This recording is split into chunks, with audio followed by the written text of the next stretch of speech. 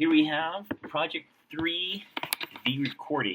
Here we have a figure of what is to come. First, we start off with setting up the variables, and then we generate the map. This is a very simple first-order numerical integration method. This first part here is when the mainspring is engaged. So when the linkage would start from here and then separate out and spread out, and that's its starting position. And then it goes to this part, which would be right after this one, when the mainspring disengages, releasing the mass and letting the smaller springs take an action, causing the armature to move back into this starting position. Using that, we then generate the length, and the length is between the 0 and the point down here. The entire linkage is related to this length. Now, the reason why x is equal to the real of x is because this first-order differential equation has a little bit of error, and near the end it creates imaginary numbers.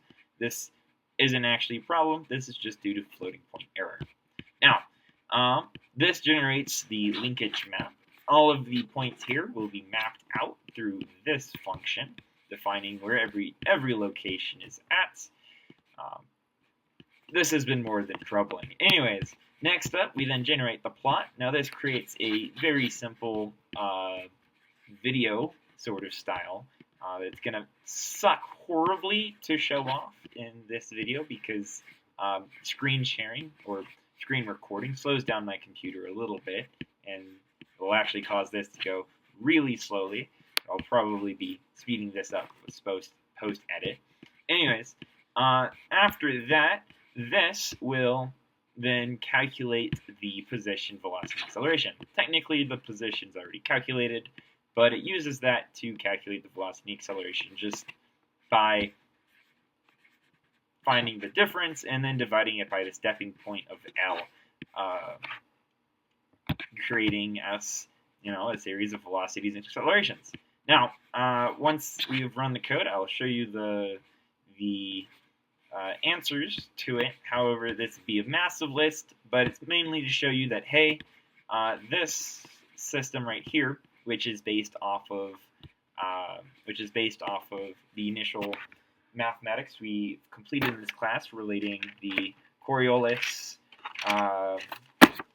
all the different accelerations, frame, tangential, centripetal, etc. And then this one is just a simple, hey, it's moved, find the difference, and calculate the velocity. These two are found to be very similar, showing that they are correct. Next up, there are all the different functions used within this code. We have the Lagrange function, which is used to derive the position, or the L, or the position of the mass. And then from there, it can be created to find the position of L. Next is the derivative of the GH linkage, and the GH linkage is the spring in the armature. It'd be this green linkage right there.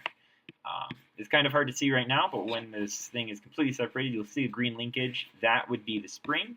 This would derive that length because it's needed for the Lagrange function.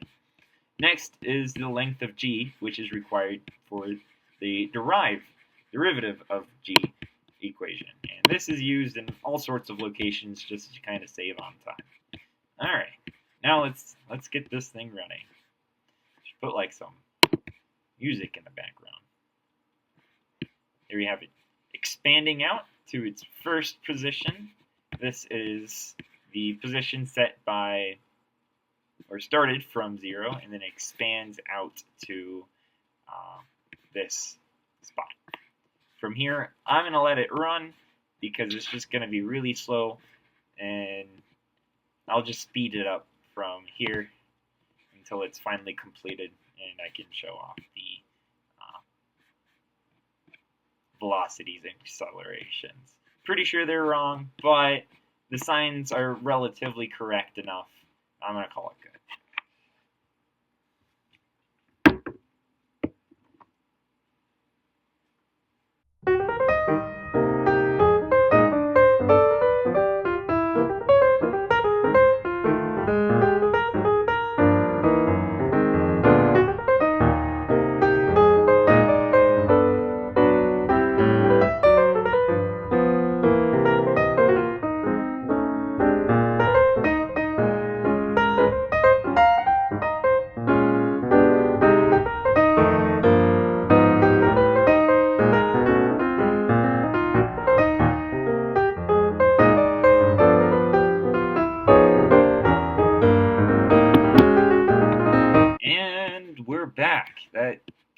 freaking forever. I apologize, but screen recording just slows down the computer.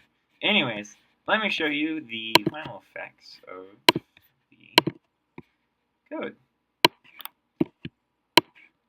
Pull that up. Alright. So,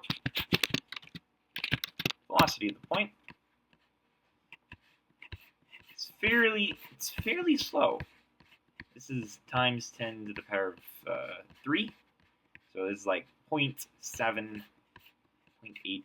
There's some high points, 1 inch per second, 1.2 inches, 1.3. Again, starts by speeding up, gets speed up and into position, and then from here it starts to go back.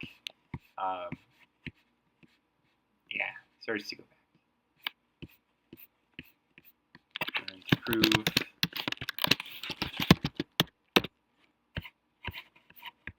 here we have tests. It's also fairly insignificant. But again, we can also see that, hey, it speeds up, it stops, shunts, and then reverses.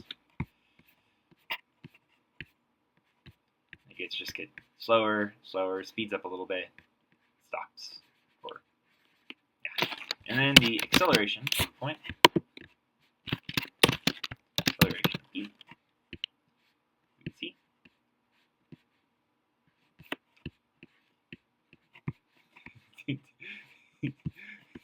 I have a feeling this one's a little off. These ones are very small. Obviously, that large value is due to this. I didn't realize it was times 10 to the 11. Anyways,